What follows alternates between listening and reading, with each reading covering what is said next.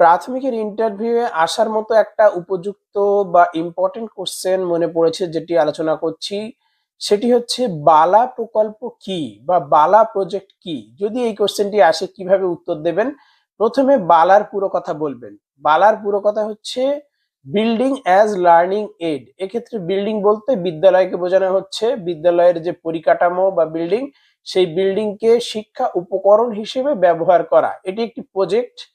এই প্রজেক্টের মাধ্যমে বিদ্যালয়ের বিভিন্ন দেওয়ালে, বিদ্যালয়ের পাঁচিলে, বিদ্যালয়ের মেঝেতে, ক্লাসরুমে, সিঁড়িতে, বিভিন্ন জায়গায় বিভিন্ন শিক্ষামূলক বিষয় আঁকা থাকে বা লেখা থাকে। যেমন মনীষীদের ছবি আঁকা থাকে, তাদের জন্ম মৃত্যু সাল লেখা থাকে, আলফাবেট, ইংলিশের আলফাবেট, বাংলায় বর্ণমালা ইত্যাদি লেখা থাকে, এবিসিডি, অ আ ক খ ইত্যাদি লেখা থাকে রঙিন ভাবে, যার ফলে শিক্ষার্থীরা বিদ্যালয়টাকে একটি আকর্ষণীয় স্থান হিসেবে মনে করে এবং চলতে ফিরতে কিছু না কিছু শেখে।